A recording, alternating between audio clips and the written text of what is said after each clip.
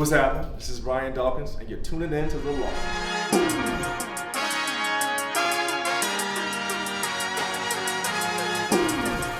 Has brought out the best of me.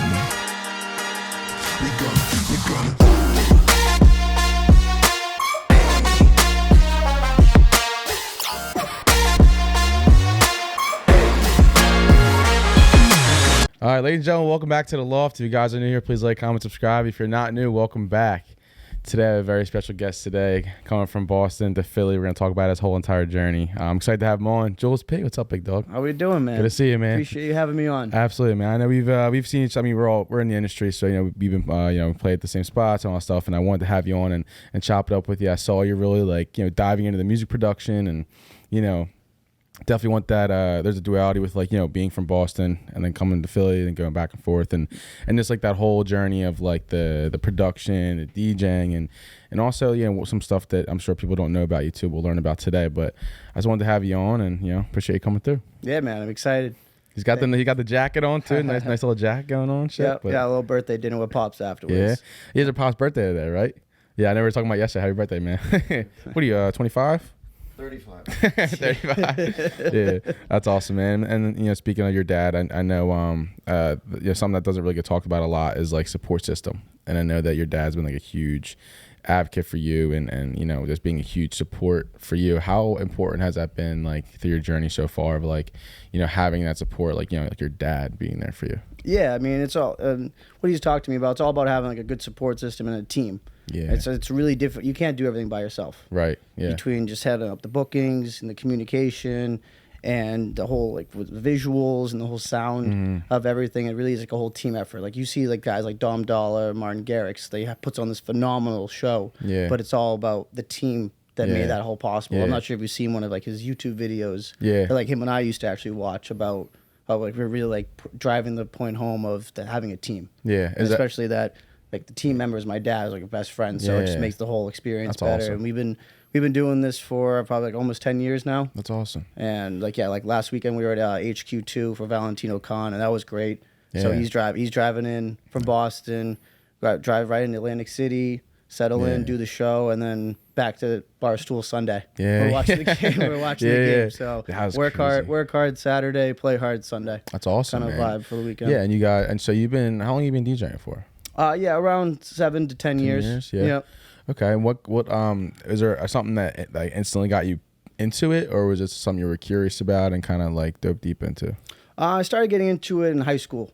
Honestly, my junior year, I was really big into sports, playing basketball. Got recruited to play basketball at St. Mark's in Southborough, Massachusetts, and I wanted to kind of like find a way to reinvent myself. Yeah. I always loved music. Honestly, video games and music growing up were really, really important to me. So Guitar Hero, DJ Hero, Amplitude back in the day on the PS2. Sure. Okay. So I wanted to find a way how to reinvent myself with music. So I started just DJing and creating this name of Julez P, similar to because my name's Julian Palermo. So that's where like that name came from. Yeah. And I just started like watching people. One of my buddies was watching Hardwell on the Ultra mainstream. Yeah. Ultra live stream. And I was like, oh, I want to be that guy up there. Yeah. I don't know why, but they just wanted to go when they turned 21 and then just fell in love with it. And then started getting into like production and DJing, and then here we are right now. That's awesome. And you see, there's a lot of people that like, there's like, the Dom Dolls we're talking about. Is there anyone you look up to that you kind of, take things from that you want to implement into your own style?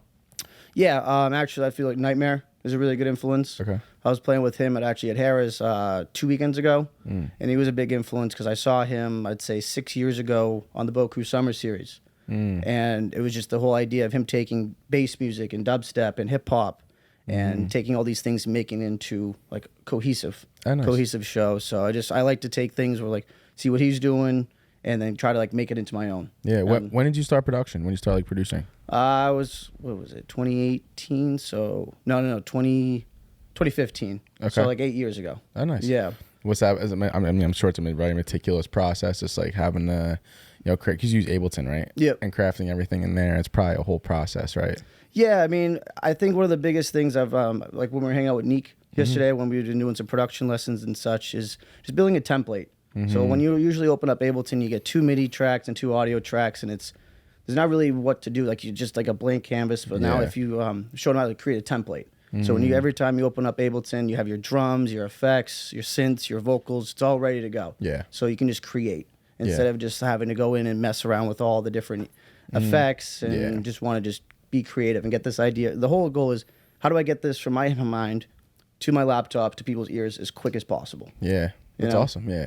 And let me ask this question too, because I know we could sit and talk about production all day. Yeah. But, so when you, obviously you were in high school, going through high school and grade school, etc., then you really started like pushing the DJ narrative and really wanting to pursue. Do you think that like before you got to this point that you really didn't feel like you were yourself? Like, do you feel like you finally found your stride and like feel like you're actually like yourself to a degree? Yeah, I feel like the personality really came out in the music scene of like finding different types of music and then being able to play them. Because I mean, I was just so focused on sports and school growing up. I just feel like that was just like a job. Like, just go to class in the morning, go work out, and then just do your homework, and then kind of play some video games, mess around. But then I think with the music, it really started creating more conversations with people and showing out more of my personality of what I'm playing, and then being able to meet different people from all across the country just because of it. So it's cool. And before that, like you said, you were playing basketball and all that. Like, did you have an idea of what you wanted to do, like when you were growing up? No. Just kind of run it through? I don't know. I want to play in the NBA. Yeah, right. I want to play at Duke. Yeah, we all did, right? Be in March Madness and then make millions of dollars to put a ball in the hoop. Yeah. And then, so when did you start to see that shift change for you? When I stopped growing at 6 feet. Okay, yeah, that makes sense. Yeah, that this wasn't gonna probably work out anymore. That's awesome. Yeah, but no, I would just finding music really really brought up just everything with me and gave me like, okay, I can actually do something like this. Yeah. My freshman year of college, I opened up for Mac Miller. That's cool. Yeah. So I had like after that, I was like, okay, maybe I can do something more with this. Maybe I got to start pushing myself more with just making music. And I wasn't even 21 at that time. Yeah. So I wasn't able to like go out and, like with our age group range, with just being able to play, you don't really get into DJing a little bit before 20, right? 21. You'll do like frat parties or whatever, but not like nothing in like the major in the city scene. Yeah, and it's like you got to be able to like be commercial and like be able to read the crowd. Versus when we're doing frat parties, when I was like, you can just play whatever you want. It's the big room the whole time and just like go crazy. Versus when you go out to like when we play at Barstool, when we play at Trades or Ubon, it's like you got to be able to read the crowd properly. Make sure the bartenders are making money, make sure everyone's being happy, and so and dealing with the requests. Right, stuff. You're gonna get a lot of requests. That's actually I had a hoodie yesterday. I was wearing I might have been wearing it at Barstool. But it was a Play Bad Bunny hoodie I got made. Yeah. Because everyone does this. They go with the phones up. Yeah. They put the Play Bad Bunny on there. But let me ask. So when you're playing, I know you've done some poor decisions with Kurt, which is amazing. What do you enjoy the most about playing? Because I see like in your videos, there's so much energy and passion behind it. Where like you love it. So let me ask, like, what do you love the most about playing music for people?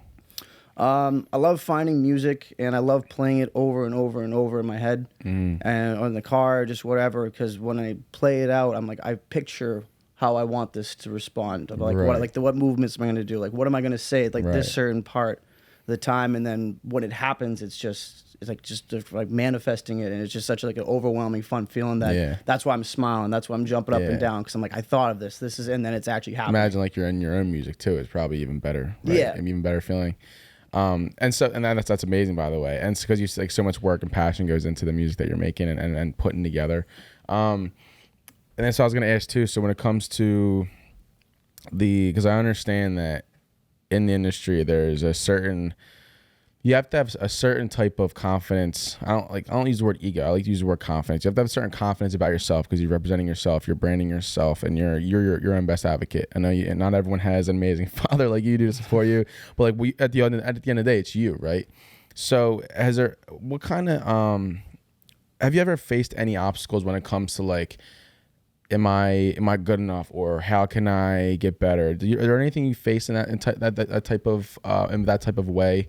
Like a confidence thing or something, like trying to keep yourself together and push yourself to be the best that you can be? Yeah, I feel like I say that to myself after every show, because I want every show to be better than the last. Even if I feel like there was moments of greatness, I still want to look back at what could have I done better here, how could I have connected, what could I have said better on the microphone.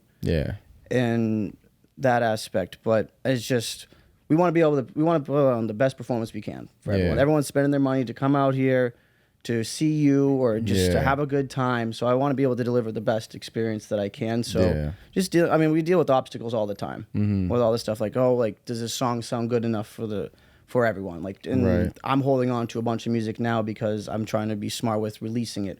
Like releasing it strategically, and obstacles too with social media. Like I was just sharing it with the HQ2 stuff, where there's some videos that do so well that you put so much time into, or you don't even put any time into a video and it gets thousands and thousands of views. And then you put time into another video, and I want to show everyone like that experience of what I had, and then it doesn't do as well. And you're just like kicking yourself in the head of like, what could have I done better? Could have I posted at a better time? Could have I done a better caption? And what do I need to do to grab my audience so they can experience what I was experiencing? I want everyone to come out and have that experience with me, you know? And honestly, when it comes to that, because, you know, the whole game behind it, you know, whether it's like social media, how you're posting, when you're posting, but something that I've really started to learn over the past, you know, year or so is like learning to love it, just enjoy it, and then let everything else kind of happen. You know, letting the universe work its way into getting you the results that you are working hard for. You know, because when you look at numbers, you look at insights and results, etc. You kind of like can beat yourself up over it, because sometimes you have a really good post, and then if the next one you're doing great, you're like, oh, I had it for that moment, but you know, it just takes time and consistency. I feel like I would say just keep posting, keep posting, just keep make sure like one of my buddies, like Nichols, was a big influence for that. Where just keeps posting, and that was one of the big things he did out of COVID. Was that he was just always in people's faces, always on people's phones, and now he's traveling. He's playing all over the city, and every time he comes back to Philly, he's representing and doing that. But that's what has been a big influence of mine, is just keep putting stuff out there, like what you said, with the consistency. Yeah, that's awesome. And do you have like an ultimate goal, I guess you could say? Like, is there something that you have, like, you know, put on your room on a dartboard or something like that, like you're looking at, where you're like, if I get this, like, I'll know I've done it? Yeah, he put $1 billion bill on my $1 billion bill, little belly. Yeah, so that's the goal, man. I gotta get a little Grammy. Billboard top 10.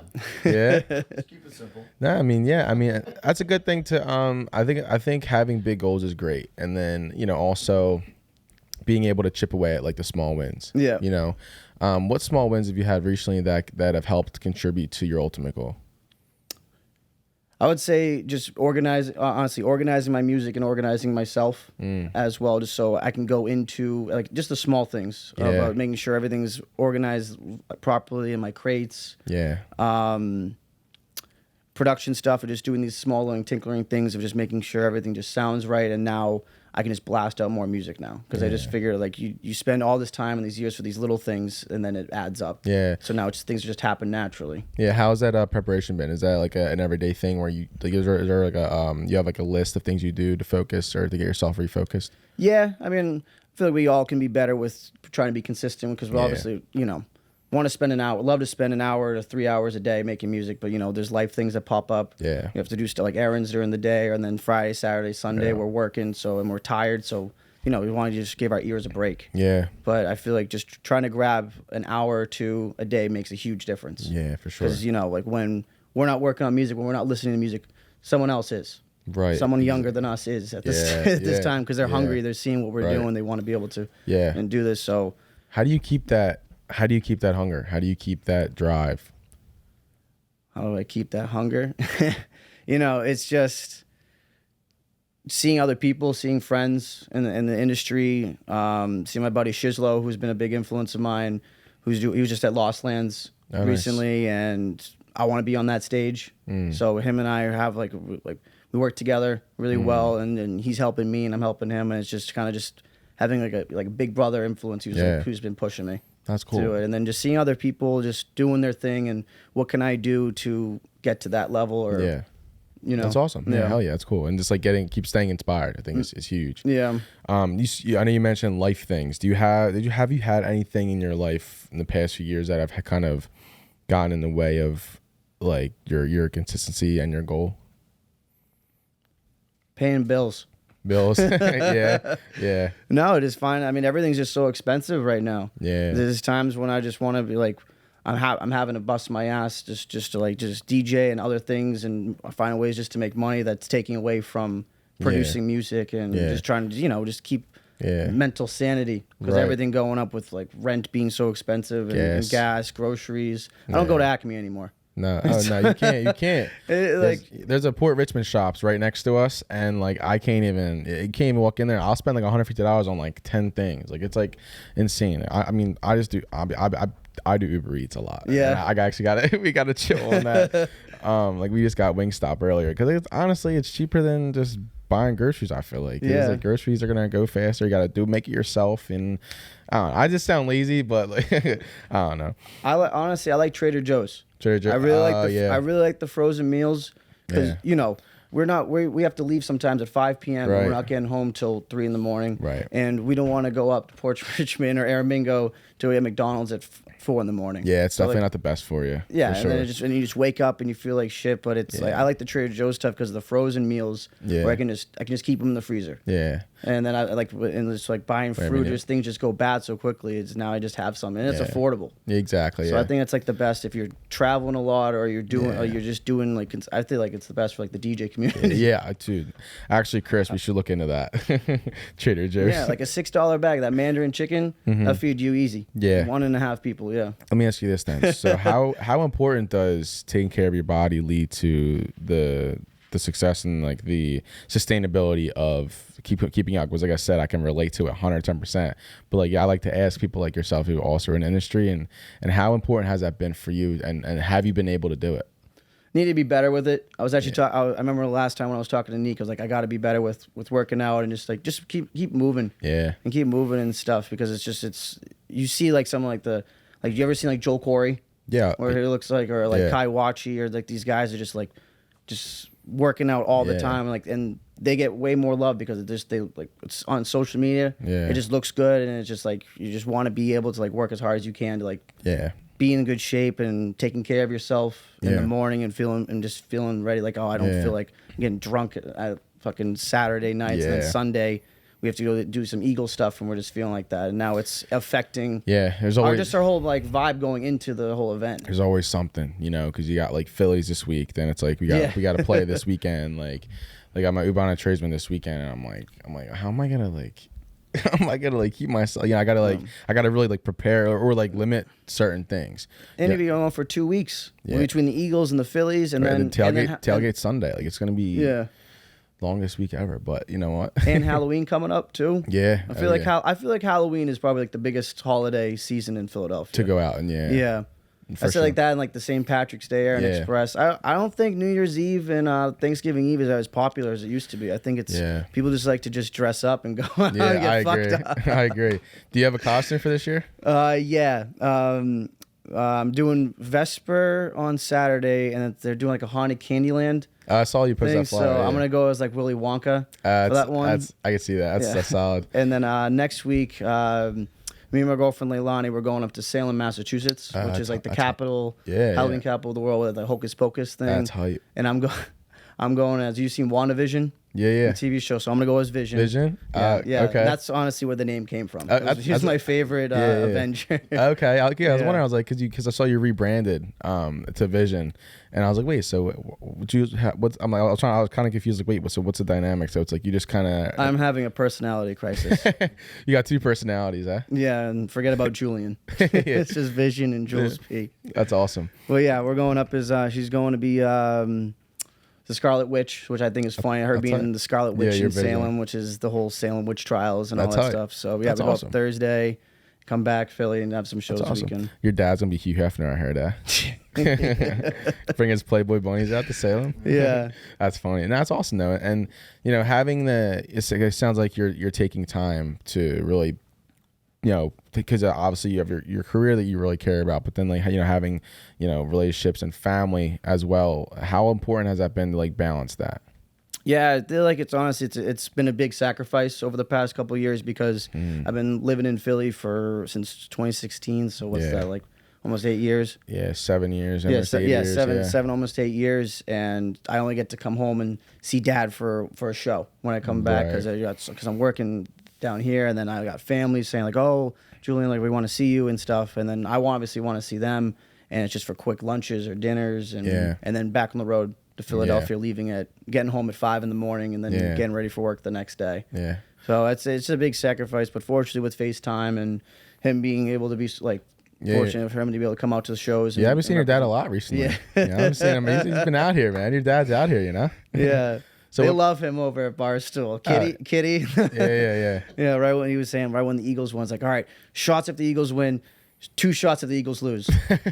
And That's my kind of guy right there. Yeah. and then right away, right when they won, you see Kitty coming out and then That's lay awesome. with the signs and everything. That's so sick. That's awesome, man. And yeah, so you, what made you come to Philly? I got recruited to row at St. Joseph's University. Okay. Yeah. One of my coaches in high school, he was a coxswain, so the guy that yells in the like row. He did stuff for he went to Georgetown, Oxford, and then did stuff in the USA the Olympics, and just filled in one season, and then just made me fall in love with the sport. And then he was close with one of the coaches at St. Joe's. Oh shit. Yeah. Okay. So the whole funny thing was I was a basketball player growing up. Yeah. And in my high school you do 3 sports for every season. And I was gonna do lacrosse. So Okay. I signed up for rowing I was like, oh, what the hell am I ever gonna do this? Yeah. And if I didn't make that decision when I was 15, I wouldn't be sitting here having this conversation with you right now. Interesting. Just from a little decision back then for rowing that. Yeah. Has that have you started to see that pattern that the little decisions you make lead to the bigger picture? Yeah. Yeah. Yeah. I mean, it just you never know. Yeah. I mean, this podcast could go crazy tomorrow. You know? You never exactly. You never. So like we just hit something. Yeah, and then exactly. it just works. So Yeah, man. You never know. I think that's like something I've been like really taking in, internalizing is that like the little things can add up to the bigger things, and then it sounds so cliche, but it's very true because, you know, I'm starting to see now because I've never been a details person. As people in my life would know, like, obviously I have certain things that I care about, but like little things that like you can always focus on and do better at. Once you start sharpening those tools and doing the little things better, I start to realize that the bigger picture starts to come around, like cleaning your room, you know, doing your laundry, like little things like that. Because when you're not really feel like you're making progress with certain things, and it kind of just like ultimately can hinder your potential. You know? And how important has it been? You know, because you've been really like picking up recently with the things you're playing in Boston. You're playing, you know, the boat cruises, and you're doing all these cool things. HQ2. How important is it to you to keep those wins? Like, how is it to like, you know, you play a show at HQ2? How important is it for you to like appreciate that? Like, you know, because a lot of times, and with anything, you can overlook things. You know what I mean? So how important is it to be able to look at that and like, wow, I did that. And like kind of like take accountability for that and acknowledge it and then go to the next thing. How important has that been for you? Yeah, let's start with it's just a blessing being able to perform on those stages in front of those people, because it's one of those venues like HQ2 and the Boat Cruise Summer Series and the Av, where they're just so unique and distinct because it's like different cities of. Like in Boston, I'll do like that Sweet Caroline into some like country rhythm stuff because that song works there. Yeah. I'm not gonna be playing Sweet Caroline in Philly. Yeah. On a prime time on Saturday night, I'm gonna be playing whatever the most popular track is, and then New Jersey's different sounds, and it's just a really really cool experience. And then my goal is every time I step into the building, I want to just represent, do my job, have fun, and get home safe. That's awesome. And just make sure that everyone just had like a good experience. That's awesome. Is there anything outside of DJing that you really want to accomplish? Yeah, I want to get on Hell's Kitchen. Yeah. Yeah, Cooking? I love to cook. Yeah. I want to meet Gordon Ramsay. I want to do a whole video with him. What's your dish? What's your go-to? Chicken fettuccine Alfredo. Shit. Yep, make the whole Alfredo from scratch. You cook the chicken. That's awesome. A little heavy cream in it. Yeah. And then it like boils out, and then you gotta just put it all together. You cook a lot? I love to, man. I try. You know, it's like I feel like cooking and music is very similar. Yeah. One of my good friends, Freaky, said the same thing, where it's an art form where you're starting with like a plate and then you're just building everything together. There's little details. Yeah. So I mean, it's relaxing, and if I'm not playing video games, working on music, I like to cook. That's awesome. Yeah, that's really cool. Yeah. See, for me, it's like because when you're, it's kind of like going to the gym. I haven't been to the gym in a while, but when you're there, you're good when you're there. It's Yeah. the thought of getting it and doing it. Yeah. You know, like going to get the ingredients and doing it. Like that's something that I wish I could register differently or try to register differently, because when you're in it, you're cooking the chicken, you're cooking the rice. Like you're, no, this is therapeutic. You're present. And how important is it to you to be present in the moment? Like when whether you're cooking or you're playing video games or you're honestly DJing, like how important is it for you to be present in the moment? Yeah, I feel just everything just happens so quickly that it's easy to just get lost and other things. So just being able to and I feel like it's difficult to even just focus in the moment, because when greatness is happening, like you don't even really realize it. You're just doing your thing. Yeah. Right. And then you sit back on it, you rest on it, and then you look back and you're like, okay, that was cool, but what's next? Exactly. What can we do better next time? You know, it's a good way to look at it too. Instead of just getting, because you don't want to get caught up in it, because then it's just repeats and then it gets old. Yeah. And stuff like, what can we do better and what can we push ourselves to be the best that we can be? What do you do to keep it fresh? What do I do to keep it fresh? I don't know. I just honestly just listening to as much. I don't know. I'm trying to think of like an actual good response that isn't fucking cookie cutter. No, so I guess I can answer. Like, that's something I'm like kind of dealing with too. Is like just keeping your set fresh, keeping things fresh. Is like just finding new music and just finding new stuff. And like I try not to keep everything back to music, but I think like what's something we can really relate to is like having, because you have like the bangers that you have, and then you're playing them constantly. You may be playing them at different venues, but you personally feel like you're playing this. You kind of like, shit, I need new ones, or I need to mix it up a little bit, and definitely mix up your routine. I feel like too. How important is it to you to keep, like, do you have like a strict routine, like in your day to day? Because I know you guys have the company, right? The media company.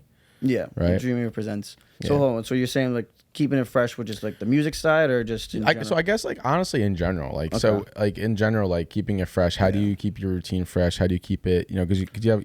I know. I got you now. So I would just say,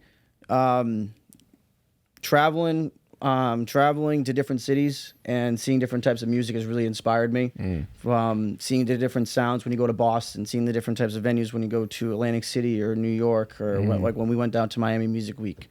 How was that? Cool. Yeah. Oh yeah, it was a great time. You know, like the beach party is my first time being in Miami. That's awesome. And stuff too. So I got to meet a bunch of people, and it was definitely a good time. But I feel when you're listening to different types of music, like I had Lowry and Neek up on the Boku Summer Series recently, and when they came back, Mike just texted me saying, just lit a fire under my ass. Yeah. You know, so it's like you just see different types of music and see how they're responding. So I would recommend to anyone just going to going to festivals, going to shows, going to things that you might not ever find yourself going to, but then just like, I could take something from there. Yeah. And I'm sure when you go out to shows, like, you hear music differently now between like the mixing, or like, maybe I could take this was cool, but how can I make it into my own? Stuff. Even if it was like for like a 30-second period. This finding and making it different. And so like when you've been out and traveling and hitting different cities, do you have like a favorite place you like to go to? I would definitely say Boston. I would say just like going home and performing at just different shows and stuff. I mean, the food is phenomenal. Have you ever been up to Boston? That's what I was going to get into. I've never been to Boston, so I've heard great things about it. My buddy used to live there for work, and hear good things about it. Yeah, no, I mean, it's just, you got to definitely catch a Red Sox game. Yeah. When you come up there. Maybe when the Phils play them, you know? Yeah. There was, I think they usually play each other twice a year, but it's such a unique ballpark. Yeah. It's honestly one of my favorite places in the world, because it's just. Same way, right? Because, so when you go up, it's just all the concession stands are underneath the stadium, underneath the seating. So, like, you know, when you're in Citizens Bank Park, if you're looking to the center field, you see like the Pats, or like you'll see like the whole little strip. Yeah. Tony Luke, sorry, you'll see like the Tony Lukes and stuff. All that is underneath it. So when you go up there, it's just like this aura of just classic like baseball. That's like interesting. It's like the oldest stadium. Yeah. Like 19. It's that in Wrigley, right? Yeah, 1912. Wow. That's the day. There's I feel like there's so much history in Boston. Yeah, I mean, it's very similar to Philly. Yeah. Very, very similar to Philly, and that's why I feel like I loved. Obviously, like we have a love-hate relationship with Philly, everyone that lives here and stuff. But with the sports, honestly, as long as Philly isn't playing like the team, like the Boston teams or whatever, honestly, at this point, the Eagles over the Patriots at this point. And do not kill me, Boston, for saying that. We're 1-7. I don't know. This is probably gonna be like the worst start. You guys are not doing well right now. Yeah, it's like the worst start to the Patriots, probably before Brady. Yeah, I mean that's another thing too. You guys were over, what do they call it, spoiled with Brady. I mean, having him like as Yeah. Yeah, what was it, like 6? I think Boston got, I think 20, a little under 20 championships in that 2000 to 2020. Yeah, you guys phase. had, that was a crazy era. Yeah. So like living in that era and like being present there and being there, what was that? I mean, how was the city like? What was the atmosphere like? I mean, just being a part of that. Like, is the sports culture heavy there? Yeah, for sure. What was it? So I was 8 when the Red Sox won the World Series, which is like broke the curse of the Bambino. Yeah. Which was like the whole, like they sold Babe, they sold Babe Ruth to the Yankees. Okay, yeah. Yeah, they sold Babe Ruth to the Yankees because they were for the owner to finance a Broadway play that flopped. Oh, I didn't know that. Yeah, so then afterwards when they traded him, the Yankees went on to win 27 World Series, and the Red Sox didn't win a single one since 19 whatever. Yeah. 100 less than 100 years. So then the 2000. So that's why I like to compare the Patriots and the Eagles game when they got when we won 41 to 30, 33. Yeah. That one you're talking about? Yep. Yeah. All right, cool. Yeah. Everyone forgets about 2004, but yeah, I know. no, but that's how I always compare it to, like when the Red Sox came back to beat the Yankees when they were down 3-0, first team to do it. Still have that whole curse of the Bambino thing. You guys even have a curse. Wasn't that the whole Billy Penn? The William Penn. Yeah. I feel like, honestly, dude, like I feel like we have. I know the Sixers haven't won in a minute. I don't know. In terms of a curse, I don't remember a specific curse. I just know that we haven't, besides 2008, we really haven't been like winning anything. You know, I feel like now we're just coming into that era of like last year we had 3 teams in the championship and they all lost. Yeah. You know what I mean? So it's like, yeah, I think we're like on the upswing a little bit. You know what I mean? But like, you know, we haven't had, our teams are always good. Yeah. But they're never great. You know, we never had a Tom Brady or someone like that. I think now we're starting to come into that era a little bit, you know. Dude, it's so fun. Like I'm born and raised in the whole like North Shore of Massachusetts, but I like love being affiliated with the sports. Yeah, you guys are doing great. Yeah. It's fun to watch the Phillies games. Yeah. It's fun to watch the Eagles games. And obviously like I'm a Red Sox fan, Patriots fan, Celtics, Bruins, but like, it's fun to root for another team. Yeah, yeah. Or, it's like nice, right? it shouldn't be like fuck that. But if we are gonna play you guys, then obviously, then we're fighting in like the exactly. When I'm at Barstool, when the Celtics were playing the Sixers, I DJ'd game 1. You didn't wear a Celtics jersey, did you? No, I wasn't gonna do that. But the Sixers won, and guess what song I had to play? The Sixers song. Yeah, and then Will comes up to me. Will says, fuck the Celtics. Yeah, videotaping me. I'm like this guy. That's awesome. So it's just it's just doing the job and just having fun having fun with it. That's all it is, man. Being a good sport. It's fun. It's culture. I love it. I love that. That's like my favorite part about being in this city, dude. Is just the culture and especially, and that's kind of lead to my next question. But like, what's the difference between going to a Red Sox World Series game versus like a Phillies World Series game? Because like how is the crowd compared to a Philly crowd?